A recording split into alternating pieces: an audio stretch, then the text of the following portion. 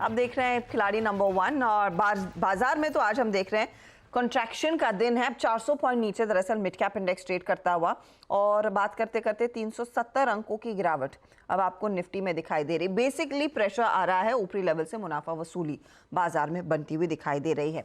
लेकिन नया साल है और हम बात कर रहे हैं कि ये नया साल अक्रॉस इंडस्ट्री, अक्रॉस मार्केट क्या आपके लिए लेकर आएगा।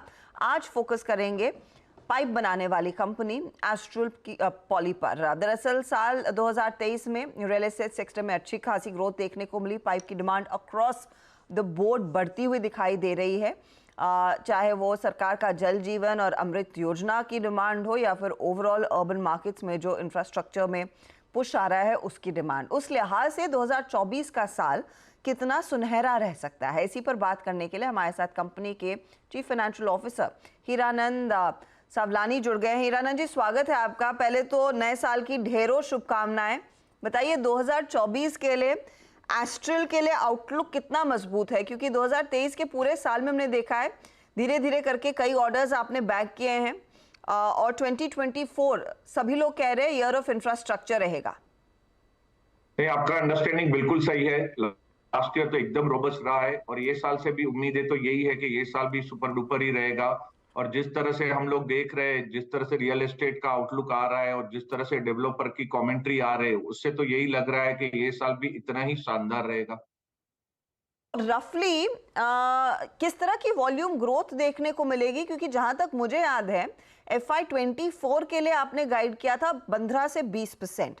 अब आप कह रहे हैं क्या इसे बीट करने वाली सिचुएशन उभर कर आ सकती है FY25 में जब आप उतरेंगे?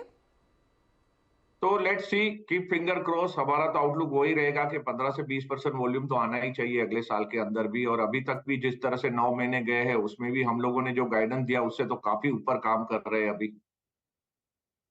तो पूरे चांसेस हैं ये गाइडेंस इस साल बीट होगा और अगले साल भी काफी तगड़ी स्थिति देखने को मिलेगी, क्योंकि मुझे याद है आई थिंक सेकंड क्वार्टर तक आप लगभग 28% की वॉल्यूम ग्रोथ डिलीवर कर रहे थे।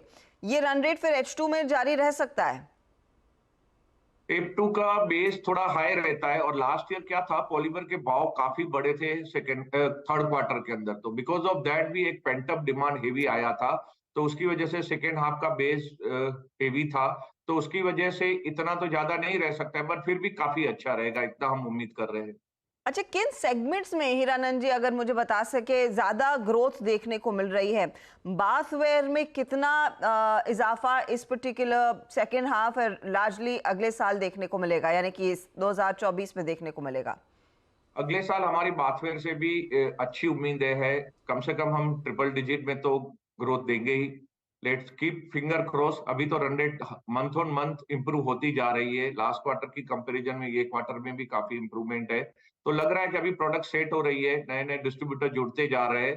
तो हमारी उम्मीद है कि अगले साल तो काफी अच्छा इंप्रूवमेंट आना चाहिए, क्योंकि तब तक तो हमारी प्रोडक्ट भी सेटल डाउन हो गई होगी मार्केट में। काफी सारी ब्रांडिंग एक्टिविटी भी अभी धीरे धीरे करके हम लोग शुरू कर रहे हैं, तो उसका इफेक्ट नेक्स्ट ईयर में डेफिनेटली देखने को मिलेगा। अच्छा, आपके प्योर पाइपिंग बिजनेस में हीरानंद जी कुछ मुझे अंदाजा दे सकेंगे, ये प्रॉपर रियल एस्टेट घरों वाली डिमांड कितनी है, जो बड़े इंफ्रास्ट्रक्चर प्रोजेक्ट सरकार लाती है उसकी कितनी डिमांड है, क्या कुछ ब्रेकअप है या विजिबिलिटी है? तो आई थिंक सब तरह से डिमांड अभी ये साल में तो आ रही है। जैसे घरों की भी डिमांड काफी अच्छी है, इंफ्रा में गवर्नमेंट का स्पेंडिंग काफी हद तक बढ़ा है, तो वहां से भी काफी अच्छी डिमांड आ रही है। एग्रीकल्चर की भी डिमांड अच्छी है, ठीक ठाक है। तो मेरे ख्याल से हर सेक्टर से डिमांड आ रही है। ऐसा कोई स्पेसिफिक नहीं है कि हम बोले कि घरों की वजह से ही डिमांड आ रही है। मेरे ख्याल से सब सब सेगमेंट में से आ रही है demand. Across segments of cost. और पाइप एक बड़ा एलिमेंट है जो आजकल इंफ्रास्ट्रक्चर में इस्तेमाल होता है।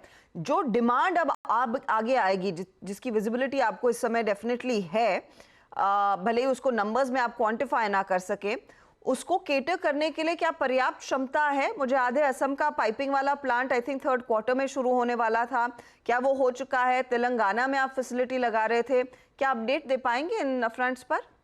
तो हमारे तीनों प्रोजेक्ट ट्रैक पे चल रहे हैं। जैसे हमने बोला था Q3 में हम लोग अपना गुवाहाटी का प्लान शुरू करेंगे, जो ऑलरेडी स्टार्ट हो गया है। वहां पे हमारी टैंक तो काफी टाइम से बन रही थी, पाइप भी अभी शुरू हो गए, इनफैक्ट सेल भी शुरू हो गया है उस प्लांट से। तो वो प्लांट एकदम ट्रैक पे जा रहा है। जो तेलंगाना का प्लांट है, जो हमारा हमने प्रोजेक्ट किया है कि हम लोग फर्स्ट हाफ में नेक्स्ट ईयर लेके आएंगे, वो भी शेड्यूल पे चल रहा है, हो सकता है वो बिफोर शेड्यूल भी हम लोग शुरू कर दे। और हमारा जो यूपी का प्लांट है वो भी last quarter of next year में आएगा, तो वो भी अभी तो ट्रैक पे चल रहा है। तो मेरे ख्याल से कैपेसिटी वाइज हमको कोई कंस्ट्रेंट नहीं है और सब कुछ हमारा ट्रैक पे चल रहा है, तो ऐसा कोई इश्यू आएगा नहीं नेक्स्ट ईयर में। अच्छा, फेयर इनफ। प्रमोटर्स ने कुछ स्टेक बेचा था कंपनी में, 1000-1500 करोड़ रुपए उस स्टेक सेल से प्रमोटर्स के हाथ में आए थे। पहले तो इस रकम का इस्तेमाल कैसे किया जाएगा, या वो पर्सनल कैपेसिटी में उन्होंने बेचा या फिर कंपनी में दोबारा लगाएंगे? दूसरी बात, क्या प्रमोटर्स कुछ और अपना स्टेक ऑफलोड करने की तैयारी में है इस समय? तो मैं बता दूं, पहले तो प्रमोटर ने करीबन 880-885 करोड़ का सेल किया हुआ है और उसके बाद कोई उनका प्लान नहीं है कि और कोई स्टेक सेल करना है। उनके पर्सनल कमिटमेंट है और थोड़ा फिलैंथ्रोपिक का भी उनका माइंडसेट है, तो उसके लिए उन्होंने रेज किया हुआ है और ये पैसा कंपनी में आने वाले नहीं है, नहीं ओके, कोई और एडिशनल वो फंड रेज करने वाले हैं। ओके। तो और उनकी तरफ से कुछ और स्टेक सेल के प्लान्स फिलहाल नहीं हैं? नहीं नहीं, अगले 2-3 साल तक तो नहीं लग रहा है। ओके, अगले 2-3 साल तक ये एक बड़ा रिलीफ है कि 2-3 साल तक कंपनी के प्रोमोटर स्टेक नहीं बेचेंगे। अच्छा, जो आपका न्यू बिजनेस है हीरानंद जी, स्पेशली पेंट और एडहेसिव, उसको लेकर किस तरह का आउटलुक बनता दिखाई दे रहा है at this point in time?